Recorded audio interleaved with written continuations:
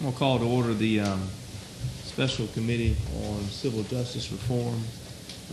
Today we have two items on the agenda. The first one that we're going to hear is House Bill 239 and the substitute, which was passed out to members of the committee earlier. I'm going to ask Representative Ed Lindsey if he would come forward. Representative Lindsey is going to present the bill for us. While Representative Lindsey is coming forward, I'll tell you that this deals with the offer of settlement provision in the bill from last year. There were some language problems that have been discussed over the break. Representative Lindsey worked quite diligently with all the interested parties in this, the Georgia Trial Lawyers Association, the hospitals, the doctors, several of the different parties that are. Nobody is, I think, completely satisfied with exactly the compromise that's before you, but we think it's a workable compromise that is an improvement upon the current law. Representative Lindsey, thank you for coming today, and thank you for all your hard work on this. Let me go ahead and let you present the bill. Thank you, Mr. Chairman. The bill is an important bill, but the changes are relatively straightforward. As many of y'all already know, the offer of settlement statute is designed to encourage both sides to be reasonable in terms of their negotiations with each other prior to trial and to set forth penalties for failure to do so. The law will basically require that if an individual makes an offer, if a party makes an offer and that offer is rejected, and then the opposing side at trial fails to meet a certain threshold, that they will have to pay the other side's attorney's fees from the time in which the offer was made forward. The proposal that you have in front of you sets out what I'll call the 75-125 standard. And what that basically does is, let me use the best way to sort of explain it is sort of use the example of a $100,000 offer, first off by a defendant. If a defendant were to make an offer to a plaintiff for $100,000 to settle a case, and if the plaintiff failed to get at least $75,000 at trial, then the defendant would be entitled to seek attorney's fees and costs as a result of that failure to accept the offer from the time in which the offer is made. Conversely, for the plaintiff, if the plaintiff was to make an offer of $100,000 and the defendant was to reject it, and the plaintiff was to go to trial and receive in excess of $125,000, then the plaintiff would be entitled to seek from the court his or her attorney's fees and costs. This breakout in terms of percentages is in keeping with the original intent of SB 3. As a matter of fact, the percentages are taken from the original language in SB 3. In terms of the 75-125 rule, I will also add that it's also in keeping with what other states have also used in terms of the percentages, such as Florida, Mississippi, and Texas, I believe. And that's essentially it. We've worked on various ideas regarding a modification of this law. What we've boiled it down to, quite frankly, is the one thing that we feel like we have to do this year in order to preserve this statute. Thank you, Representative Lindsey. Let me ask this question and for clarification for the committee members, and also talk about what we're doing right now. Under the law, there's some code sections, some language in there which can be argued as inconsistent. And we're gonna number one, we're gonna correct that through doing this. Number two, right now you can argue that under the current law that if I offered to settle the case for $100,000 with you, and you beat that, you got $101,000, you succeeded, you'd still have to pay my attorney's fees. Yeah. What we're going to do is change that to say that instead of having to beat that and get actually 25% better, in other words, Representative Lindsey would have to get $126,000, not have to pay fees.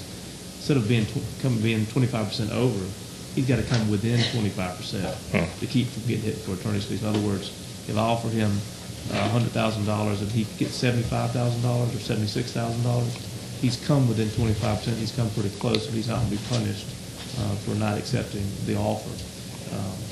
The current law makes you do a whole lot better. This makes you come close, which is more in keeping with some other states. And like Representative Lindsey said, arguably some of the intention of the bill last year, but the language wasn't drafted in that fashion. That's exactly right. We're trying to make sure that we follow the original intent of everyone when we originally drafted the bill last year. The concern with, in case anyone's wondering, well, why don't we make someone pay even if they do better at trial? The concern is underneath Georgia Constitution regarding the right to trial. If we penalize someone who does better than the offer simply by going forward to trial, that we would be in violation of the Georgia Constitution. There is already a ruling out there from Gwinnett Superior Court from September that intimated just that, and that's what we're trying to head off, that kind of ruling from an appellate court that could potentially throw this whole statute out, and we don't want to see that happen. Let me open up to Representative Lindsey for any questions from members of the committee. Any members of the committee have any questions? Thank you, Representative. You can hang around a little bit in case we have some other questions. Thank you. If I could just say in closing, we got a lot of help and a lot of input from a lot of different sources, even including individuals who may disagree with one aspect or another aspect of the tort reform bill. And I believe that we have shown a lot of good spirit here.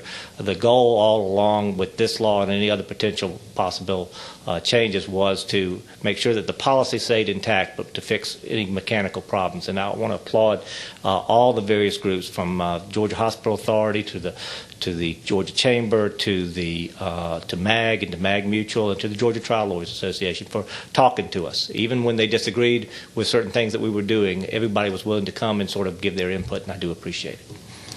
Is there anyone in the audience who wants to speak regarding the bill? Yes, sir.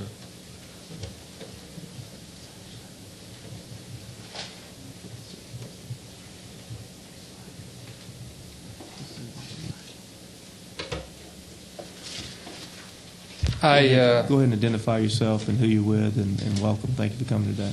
My name is Danny Orrock. I'm with Georgia Watch, the state's leading consumer watchdog group. Appreciate the chance to talk to the committee today about the substitute to House Bill 239. I just want to make a couple of brief points, and I'll be happy to answer any questions. First of all, we think the committee substitute, that's LC number 149441S, is a vast improvement over the current law, which was confusing and very unfair. I'm glad that this section of code is being addressed, and I think that legal professionals will have an easier time interpreting the intent of OCGA 9-11-68. However, I would like to bring to light some general concerns that we have with the concept of offer of settlement. These types of laws turn the road to resolution into a roll of dice for injured malpractice victims. Someone who's been put out of work and is coping with high medical bills would be faced with the risk of being further burdened by a large bill from a high-cost attorney.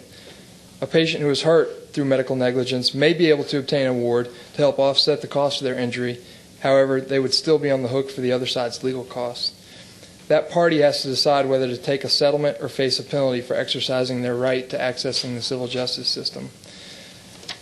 We think that that's inherently unfair. It's our opinion that any offer of settlement provision turns winners into losers from the perspective of an injured, an innocent victim of malpractice. We think that's a lose-lose situation. That's all I had. I'll be happy to answer any questions. Any questions from the committee for Mr. Orrock? Okay. Thank you for coming today. Anybody else want to speak on the bill? Come on up. Jeff, please introduce yourself and tell the committee who you're with, and welcome today. Thank you, Mr. Chairman. My name is Jeff Pope, and I am right now one of the co-chairs of the Georgia Trial Lawyers Association's Legislative Committee. To introduce myself, I grew up in America, went to the University of Georgia to undergrad and University of Georgia Law School, and I don't want to take much of your time. I do, however, want to thank the chairman and thank Representative Lindsey for including us in the process. It's no secret that we don't like offer of judgment, and we wish you wouldn't enact it, and we oppose it. But we also very much support clear, workable laws. And when we had the opportunity to try to make contributions to it, we wanted to take you up on it, and we did that, we think, and participated in the collaborative effort in a I think, a very meaningful way. And we appreciate the fact that this committee is interested in clarifying the law, and while we obviously don't support the concept behind it, we do support the effort to make the law clear and workable for attorneys and advising clients. So thank you very much. Thank you, Jeff. Anybody else? Okay. Please come forward, Mr. Fleming, and tell everybody you're not kin to me. Identify who you are. For your own protection, That's right? right. Yes, sir. More hair. I'm not going. But the chairman's much better looking. Mr. Chairman and members of the committee, it is true we are of no blood relation. The chairman's family comes from the good side of the tracks. Mine came from the other. I don't want to belabor the committee's time, but I think it is important that to note that the business community supports this effort to clarify and make a technical change to Senate Bill 3, and look forward to being a resource to you, Mr. Chairman, and to Mr. Lindsay and others that are interested in this process. Thank you. Thank you. All right. Anybody else? All right. Any?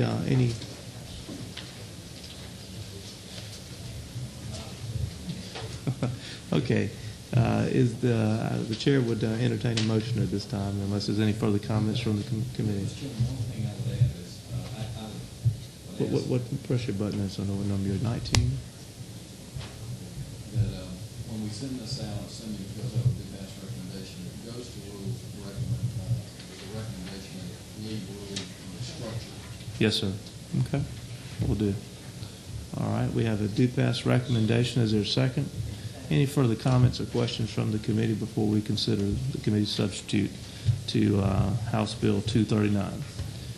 If there is none, all those in favor say aye. Aye. Any opposed? Motion carries. Thank you. Okay, thank you, Representative Lindsay, for your work on this. All right, next on our item agenda today is House Bill 925. House Bill 925, and is Chairman Ralston is here. Mr. Chairman, please come forward. And thank you for coming today, and we'll turn it over to you and let you present the bill.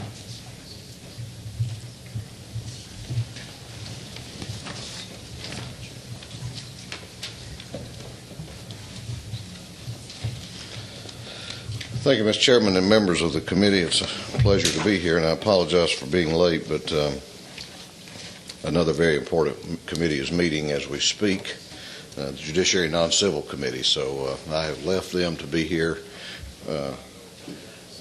I'm sorry, Mr. Chairman? My first question, and I couldn't hear it. We wanted to know why that was important, but we're not going to pay attention to them right now. Thank you very much. I bring before you today House Bill 925. The committee will recall last year this General Assembly adopted some asbestos litigation reform legislation, and passed it out, and really I think put Georgia in the forefront of really passing some legislation and designing our justice system in a way to be sure that those who truly deserved compensation would be compensated.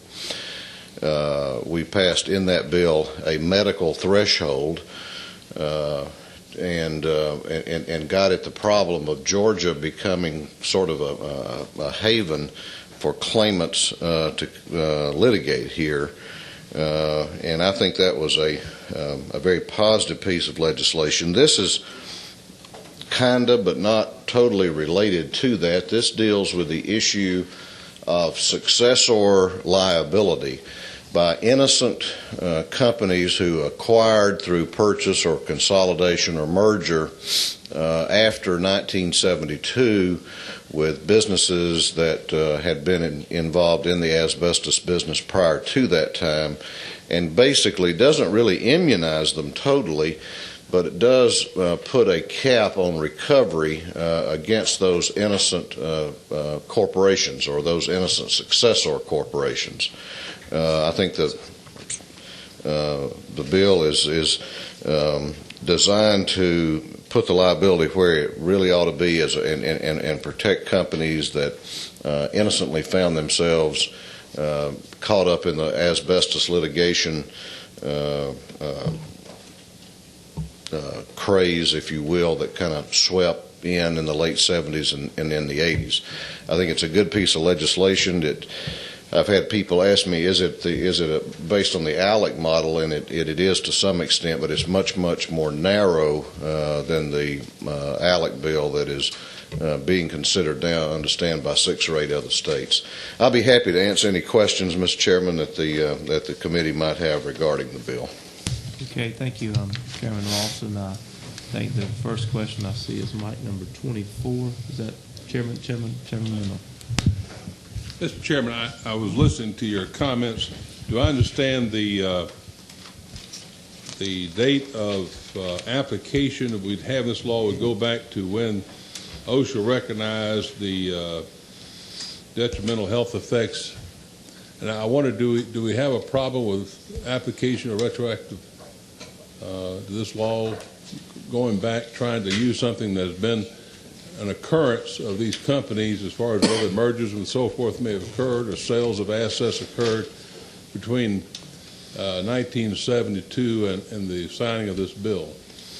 Well, I don't pretend to be a legal scholar. It's all I can do to practice law, but I don't think we have that concern here. We're basically, I think, probably more this is procedural as opposed to substantive, and my view is at least that would not be a concern. Yes, sir. To follow, but aren't we in effect removing or putting a cap on something that, say, someone who has potentially a pending lawsuit, or which is really going to change the substantive law, I guess you might say, of what their ability to recover is going to be. And I'm raising these points because it's something that I'm sure be raised in a court for a panel of judges called the State Supreme Court to look at.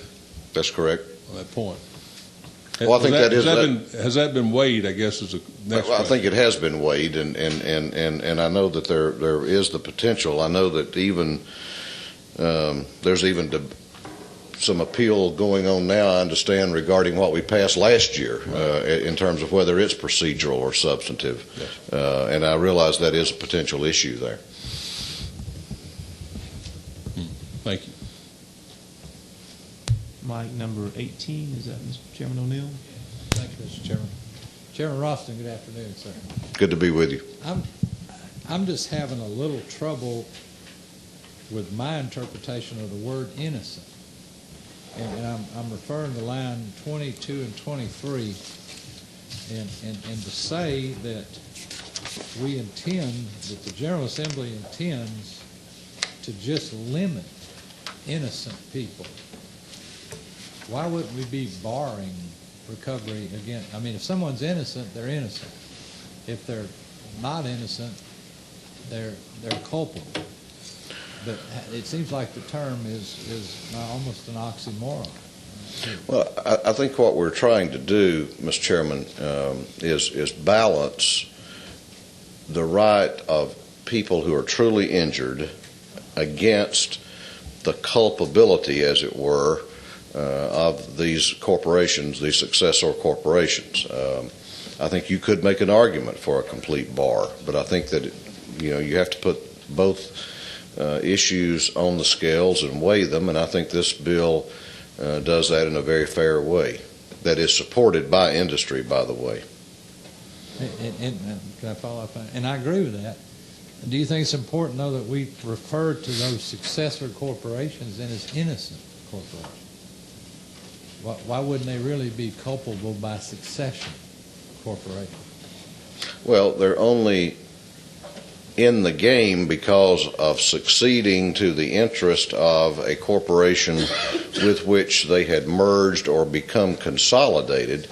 So, I mean, you can play the word game, to whatever extent, but the bottom line is this is not the corporation that caused the harm. This is the corporation that either merged with or become consolidated with the prior corporation.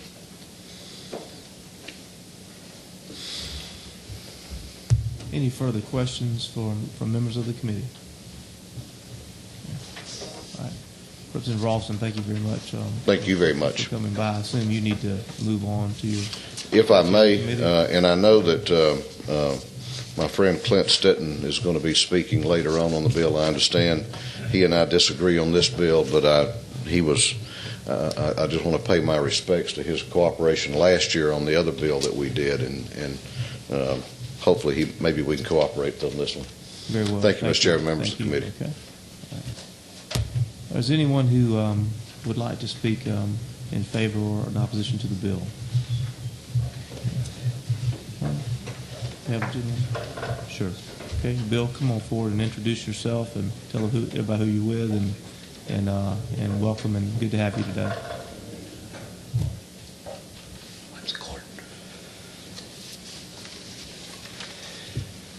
Good afternoon, Mr. Chairman, members of the committee. I'm Bill Clark with the Georgia Trial Lawyers Association, and I have a very easy task today, and that's to introduce the person who we have speaking, who will give you some information that we'd hope you would consider before you vote on this bill. This bill, we oppose this bill. We did work, as Representative Ralston indicated, with him and with the leadership of this body last year to dramatically improve the public policy as it relates to asbestos lawsuits.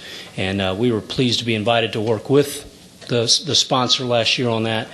This bill, for reasons Mr. Sitton will explain, is in the opposite direction of improving public policy, of helping the people of Georgia and helping business in Georgia.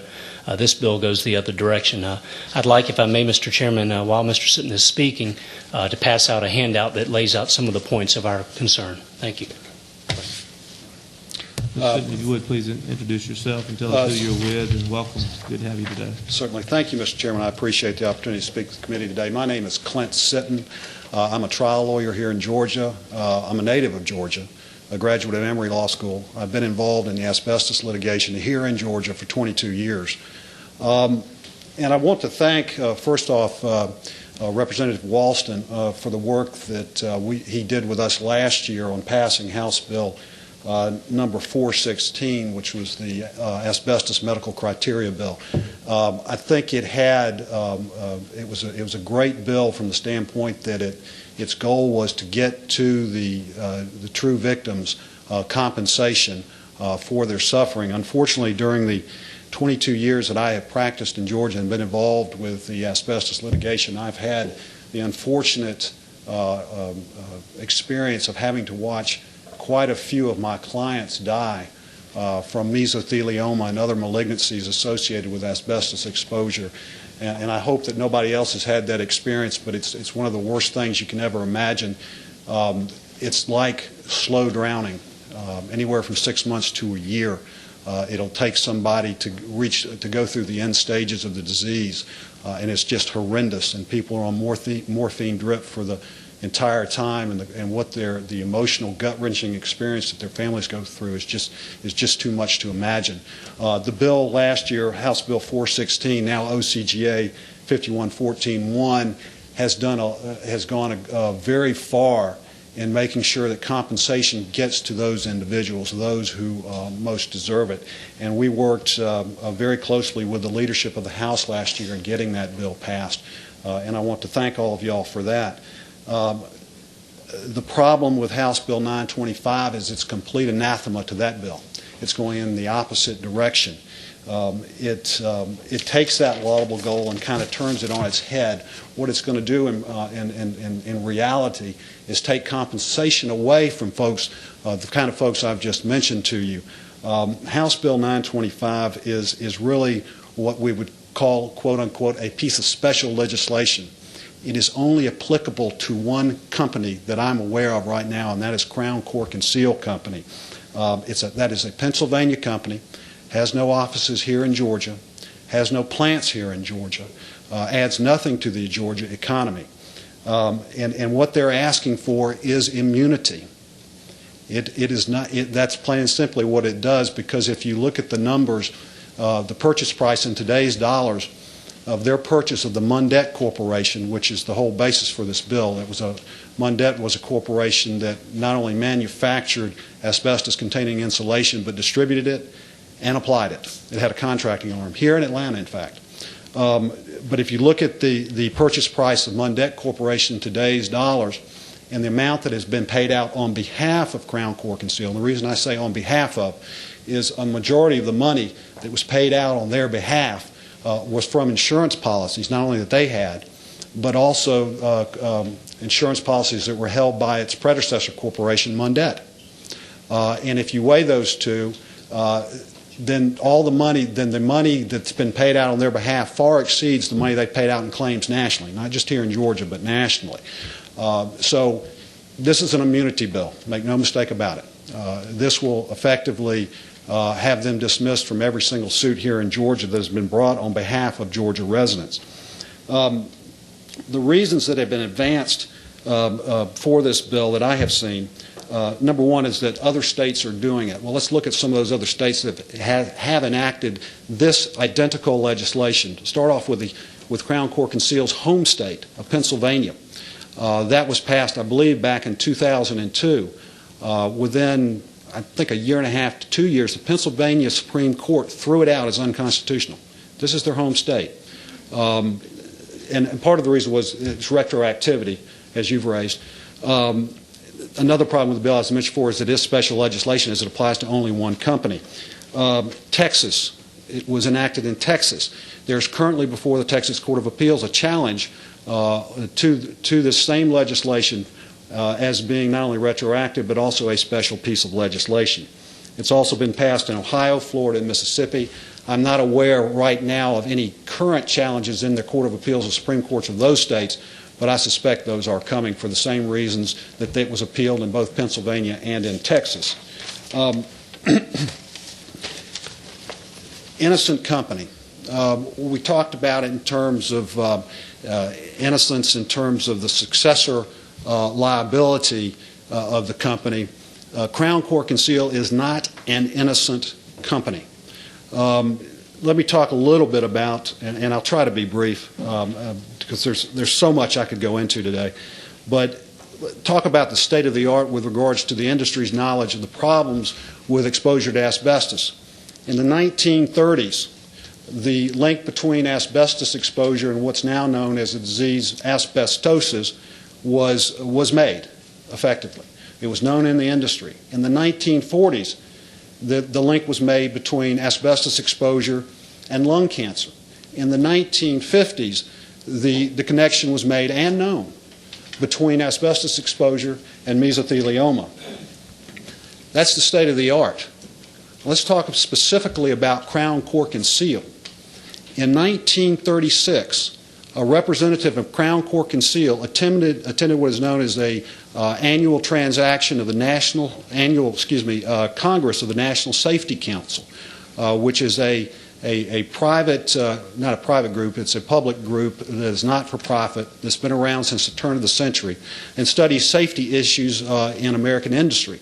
In 1936, at their Congress, a talk was given by someone from the National Safety Council specifically addressing the problems with exposure to asbestos, the diseases it could cause, and, more importantly, the protections that could be given to the American workers to prevent those diseases from occurring.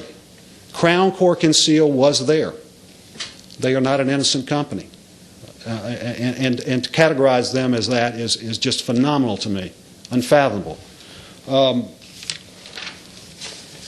Essentially, all they want here is just immunity.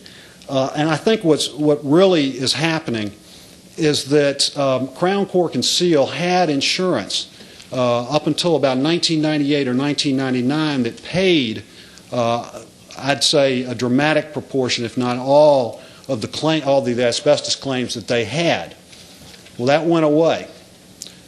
Since that time, we've seen, and this is confirmed on the company's own website, that as part of a national litigation strategy, one thing they wanted to do was to push this particular piece of legislation in the states.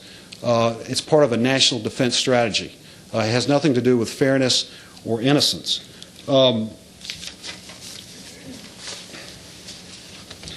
It also talked about the drain on the company in terms of money. Also on their website and in their annual report, it was reported that the asbestos claims were going to have no appreciable effect on their bottom line. This is not a company that is on the brink of bankruptcy, nor will this bill apply to any other company that is on the brink of bankruptcy. So that is not a valid reason for this committee or for this body to consider this piece of legislation. What this is, again, is just an attempt to get special immunity, and it's to avoid personal responsibility for the claims made by the victims I've discussed. It's as if I had come to this committee today and said, you know what, a week ago, I had the unfortunate experience of driving while drunk. And when I did that, ran through a stoplight, killed a family of 4. Would you all please pass a bill that would relieve me of liability to that? And I don't think that would occur.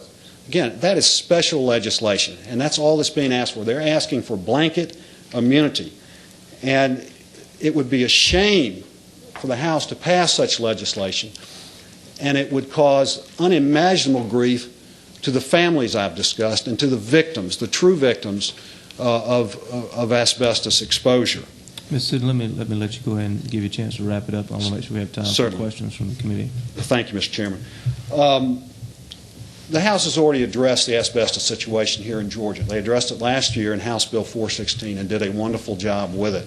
I think to go back at this point and pass this particular piece of legislation would be a taint on the good work of this body. I appreciate your time. One question, I was trying to take notes when you were speaking. I want to make sure I got them all. You said that 5 other states have passed this legislation: Pennsylvania, Texas, Ohio, Florida, and Mississippi. Is that right? In Ohio. In Ohio, okay. Correct. Thank you. Any questions from the committee? Any questions? Okay, we have Mike 15. That's Chairman O'Neill. Oh, I'm sorry, Representative Houston. My apologies. You said that you've been involved in asbestos litigation for 22 years. How long will this litigation go on? You mentioned in 1937 that the workers were exposed to it, and I did a little math. Some of these workers will be 85 now. How long is this litigation going to be able to go on? Well, that's a good question. We've also had workers who were exposed up through the 70s, even after the passage of the OSHA regulations. There is a latency period between the time of exposure of these workers and the development of disease, sometimes as long as 40 or 50 years. So if you have somebody who was exposed back in the early 70s, you can see that some of them have not yet become sick because the latency period has not passed.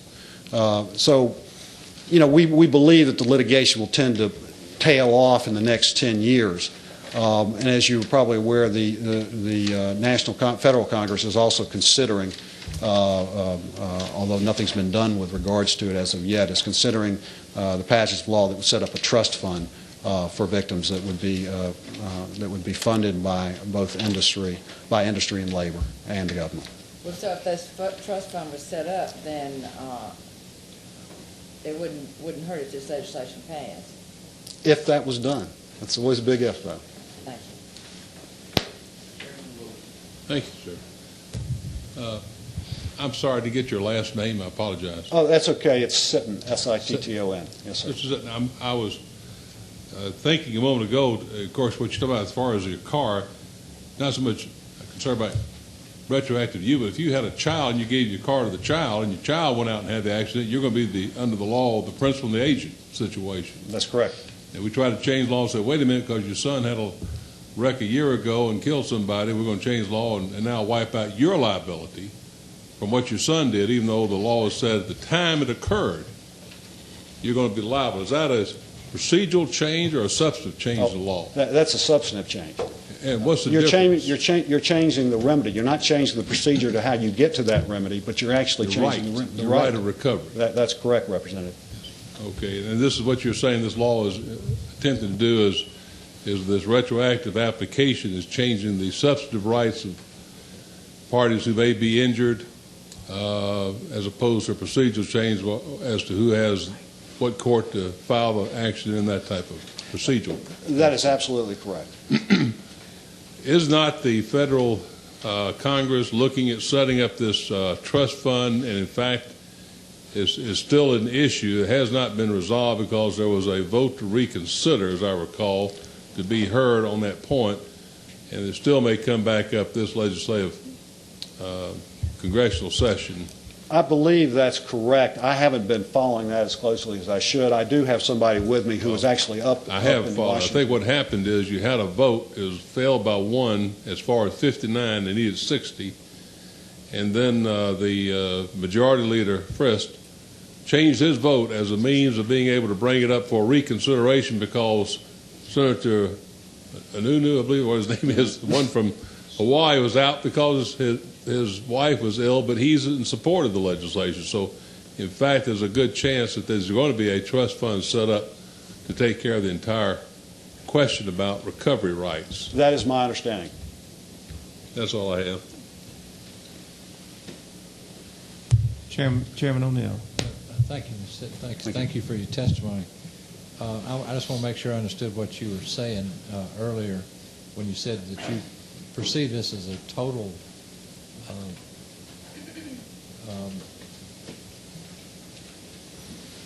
limitation on any liability bill. Immunity, total immunity, I believe, is the term you use. That's correct, Representative. As it relates to Crown, Cork, and Seal, because the way the bill reads, is my understanding, that they are, and this is nationally, this is not just within the state of Georgia, that once they have paid out more in claims, then in other words, let me back up and try it another way. There is a cap, and that cap is the amount that they paid for the purchase of the predecessor corporation, Mundet, in today's dollars, adjusted for today's dollars, because that purchase took place back in 1963, but adjusted for today's dollars, and then that amount of money is where their liability is capped. Well, to date, they've already paid out more than that purchase price adjusted for today's dollars. So basically, it is an immunity bill. There's no more money.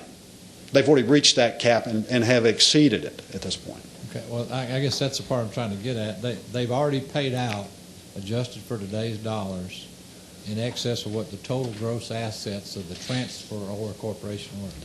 Had this well put, transfer corporation never had it done, I guess what some businesses may have done, which is just fired all their employees and gone bankrupt instead of trying to continue in business with this liability, we wouldn't be here talking about this bill, probably. I mean, it'd be over and done with, and there'd still be a lot of victims out there that may not get compensation because they wouldn't be able to continue to pay their insurance and hire their lawyers and all that sort of stuff. Would you agree with that? Well, I don't think they would have made that sale if that was the case. Mundet Corporation had something that was valuable to them, and they were willing to purchase it and keep that company going. And that brings up another interesting point.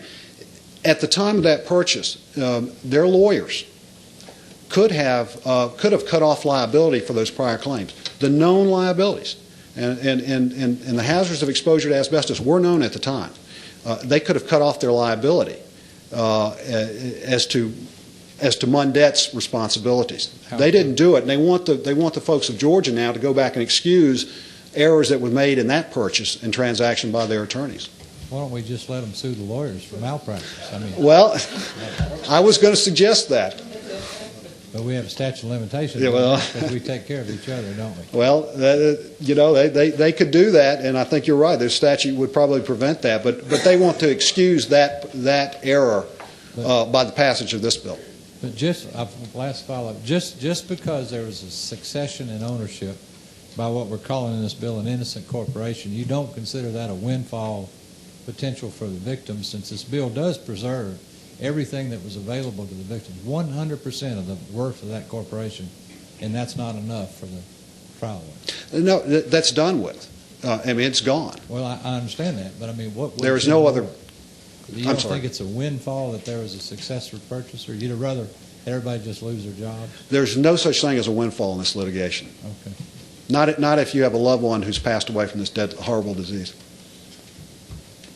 Chairman Ross. Thank you, Mr. Chairman. I was just looking at, and I'm not a lawyer, not paid nearly as much as these guys around me, but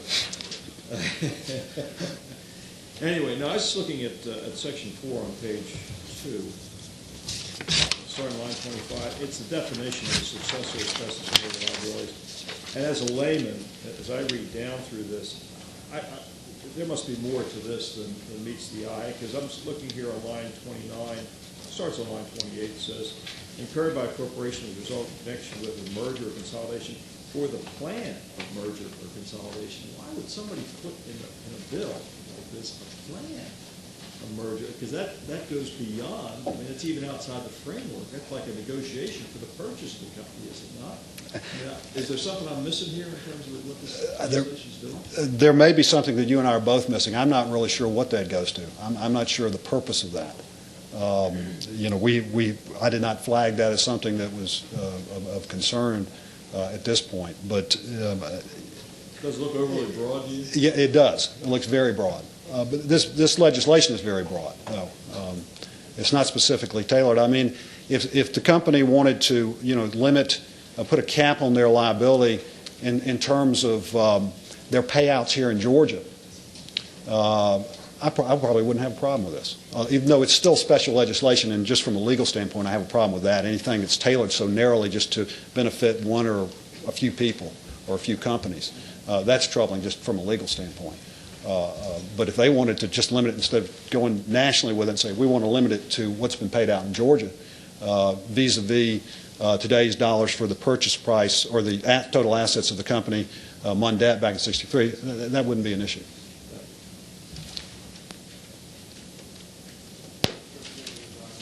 Representative Houston. I just would like you to explain something to me one more time. Okay, didn't you say that there was a cap on the amount that you purchased the company for? I got that backwards, actually. It was actually the value of the company itself in terms of its assets. Okay, thank you. The transfer, and I apologize for that. Misspoke. Thank you. Just one last thing. What are we doing as far as the insurers who may exist who potentially have, on behalf of their insureds, responsibility for meeting payment of claim? Does it have any effect on that? Yes, sir. Yes, it would. It would limit, if you've got a policy that, say, let's just take, for example, that gives you $100,000 worth of coverage, and your liability is capped at $50,000. Well, yeah, it'll excuse that additional $50,000 worth of coverage. Or if you set up an immunity where you had potential liability before, but you had insurance coverage, aren't you also excusing the insurer as you excuse the principal? Yes, you would. Absolutely. Under a policy a contract that's already been written and paid for. One other point. Real quickly. I'm about sorry. 30 seconds. This bill does not help any Georgia companies. It hurts Georgia residents. It does not help any Georgia companies. Okay. Thank you for coming today. Thank you very much, Mr. Anybody Chairman. else want to speak in favor or opposed to the bill? Sure, come on up. Come on up and please introduce yourself and thank you for coming today. Thank you. My name is Tom Harney. I'm a trial lawyer. I've been practicing here in Atlanta since 1972, and I represent Crown Cork and Seal. I'd like to just try to respond, and it may not be totally organized, to just a number of different things that have been said here. First, as the Trial Lawyers Association acknowledges, this applies to a remedy. That's what this is talking about, is a remedy. And the Georgia Constitution says that its prohibition on retroactive legislation doesn't affect remedy. It's got a specific exception in there, and the statute does. And the reason this is a remedy is that what we're talking about here is a statutorily created remedy in the first place. There's no automatic reason that successor corporations have to have the liability for a corporation that they come. The statute seems to say that they should have that liability. And what we're really asking for is that the bill clarify the statute, because I don't think that the legislature ever intended to enact a bill that would impose liability unlimited on a company that acquires the assets of a company, never manufactured asbestos before they did the acquisition, and never manufactures or sells asbestos after they do the acquisition, because it's only that the company that was acquired previously had manufactured asbestos. And not only that, it acquires the company before OSHA the government organization that tells us what is safe and not safe, before OSHA can figure out and say that it's not safe. So this isn't retroactive. This isn't doing one thing to the remedy that would be the case if there hadn't been a merger. In fact, it's going out of the way to protect that. It's not true that it's impairing insurance assets, because the bill defines the net worth of the company that's used in computing this maximum to include insurance. That was carefully put into the bill. It also makes an exception for actual insurance liability as well as workman's comp and some other things. So exactly what we're seeking to, it isn't innocent. They say that Crown Cork, which is an example, is not innocent because it heard about somebody thinking that asbestos might be dangerous in 1937. Maybe it was debated then, but Crown wasn't making asbestos in 1937 or 1947 or 1957 or 1967 or ever. Crown has never manufactured or distributed asbestos in its whole history before or after the merger. And yet Crown has been subjected now to $500 million that it's already had to pay, and it keeps going. And how does this hurt Georgia? It hurts Georgia in one way because there are 1,200 retirees of Crown here. Because Crown used to have a very major presence in Georgia, and Crown and lots of other companies may want to have a presence in Georgia in the future. And they may not want to have a presence in Georgia if they find out that they can be exposed to this kind of successor liability. The only thing that's cut off here is a complete windfall that occurs. Now, they say we did something wrong in doing this merger. What we did in doing this merger is exactly what the code provides, what every state in the union allows. There's nothing wrong with doing a merger. Now, what they're suggesting is that if we'd known there was even this liability, we should have done an asset purchase or some other legal deal. Why in the world should corporations have to be dissuaded from a merger? It's in the code. It's something that people like to do. Why should we say that we're not going to do a merger? That's the only thing this statute does, is deters a merger. We don't need to deter them from making asbestos. They never did. And there are plenty of companies out there that made asbestos who are the defendants.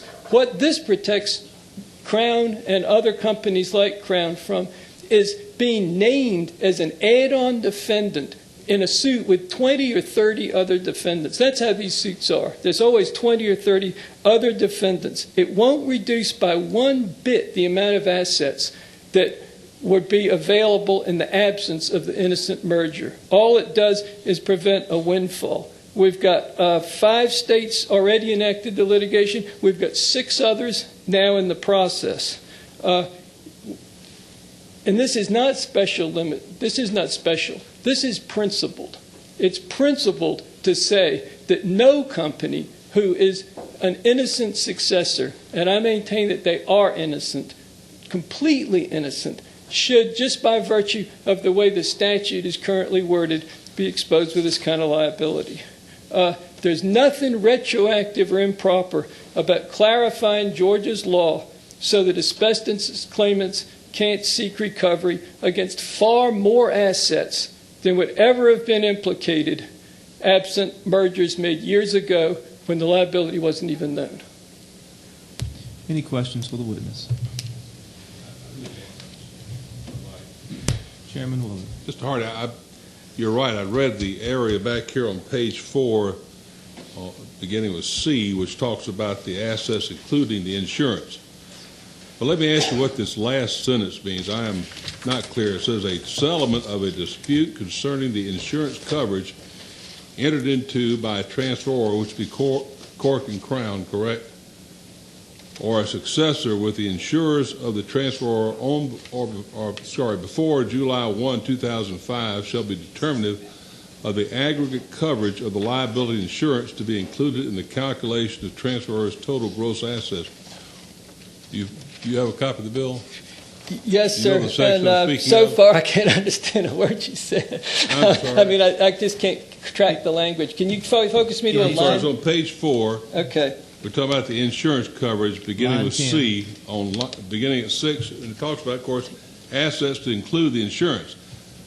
My question goes, Mr. Hardy, I don't know what the meaning and the purpose of that last sentence is, a settlement of a dispute concerning the insurance coverage entered into by a transferor or successor, that would be in this case Crown Court, with its insurer of the transferor I keep saying it wrong before July 1, 2005, shall determine the amount of coverage that will be in place.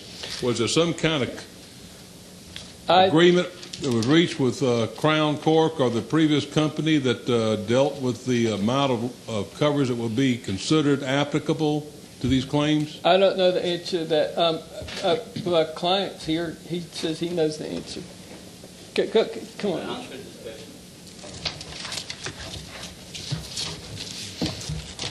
This is Mr. Richard Krzyzanowski. Mr. Chairman, my name is Richard Krzyzanowski, and I'm employed by Crown Cork and Seal Company for the last 39 years. I came from Poland to this country about 5 years ago, and my first job was with Crown, and still is today with Crown Cork and Seal Company. To answer your specific question about insurance, when this national disaster called asbestos litigation struck our company in 1977-78, when we received first cases, we asked insurance to cover coverage. Usually they refuse to coverage because they know that the liability is so enormous. So we litigated with them, and at a certain point, and we settled with them and created a certain amount that they would pay. Total amount of that insurance was $80 million, of which $3 million was mandate insurance, and this was not correct what my predecessor, representing trial lawyer, said. $3 million was insurance of mandate in that pool. The rest was the insurance of Crown Cork and Seal Company. When, for many, many years, our company was not the target of plaintiff lawyers because decency prevailed and many recognized that our company, which never manufactured this product since our incorporation in 1892, never manufactured, distributed asbestos product. It was in 1963 that we bought a little competitor of ours in New Jersey, a Mandate Corporation, which had two divisions at that time. Asbestos division, which was defunct and not operating at that time, and Cork Product Division, which was manufacturing bottle cap. Our company is the inventor of the bottle cap that you use today on bottles. That's why it's called sometimes Crown Corks.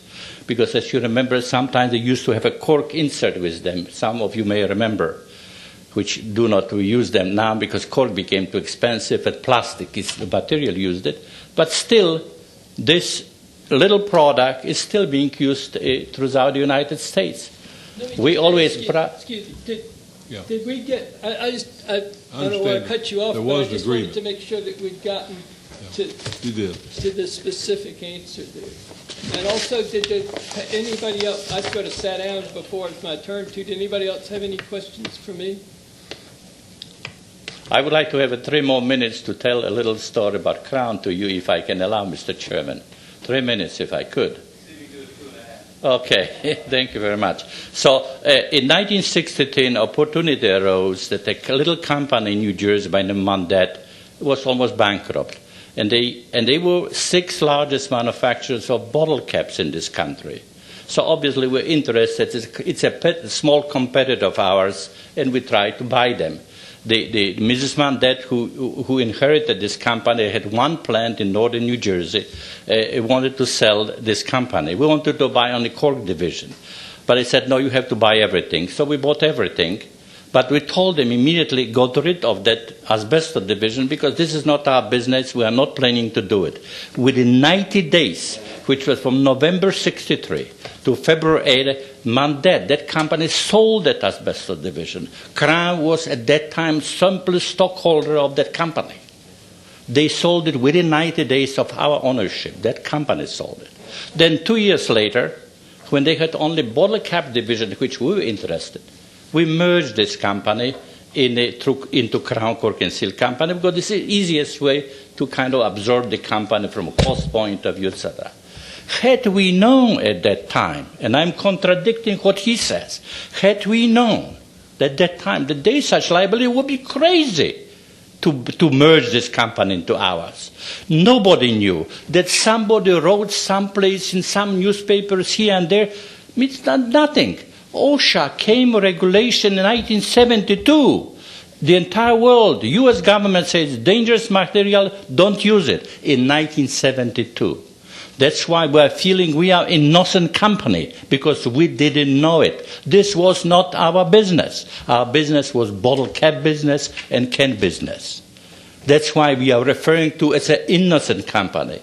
That's why we are referring to the settlement, because that litigation against insurance company, we settled with them, and that's why we're referring to the legislation as a settlement. Many other companies settled this type of what we refer to as a coverage litigation with insurance company, because they refused to pay when they sold the enormous amount of money that's behind that litigation. Thank you, sir. Anybody else that I can answer any question. Okay. I'm sorry, I'm kind of emotional about it. Okay, we have a question for the attorney, Mr. Hardy. Harney, H-A-R-N-E-Y, Okay. right. I'm just going to, based upon what the prior witness said, I'm just going to follow up on my question to Mr. Sitton earlier, which had to do with that section I was concerned with that looked overly broad in terms of the definition of successor companies, where it says any, as a result of or in connection with a merger or consolidation. Tell us line and page. This is page 2, line 29. It says, as a result, starting at 28, as a result or connection with merger or consolidation or the plan of merger or consolidation related to the merger or consolidation. I assume, based upon what the witness just said, that the reason that that wording is in there is because Crown Cork and Seal was had a plan for merger or consolidation, but had not affected that plan at that point in time. And so you go back, and at the time they sold that the asbestos division, that's what you're trying to capture in that wording. Is that right? No, sir, I don't think so. Subject to correction, I think Crown's merger was long gone. I think this merger is from the ALEC Model Act and from other acts, and I think it's put in there because somebody thought it should be in there, just like lawyers always say, everything 3 times instead of once. But I think that they do. I think that Paid by the word. I think that that from Crown's standpoint, that's probably superfluous language. Looks like it worked, though. Thank you. Okay, thank you. All right. Is any further comments from the committee before we vote? All right. Chair recognizes the majority leader for a motion. Mr. Chairman, I move due pass to committee substitute on House Bill 230. There is a due pass recommendation, rather motion. Is it? Yeah. How about 9:35? 9:25. We'll get it right here. 9:25. There you go. There is a motion. Is there a second? There is a motion and a second. Any further discussion by the committee? All those in favor, please indicate by saying aye. Aye. All those opposed, please say no. The ayes have it. The bill passes on to rules. Thank you for coming today.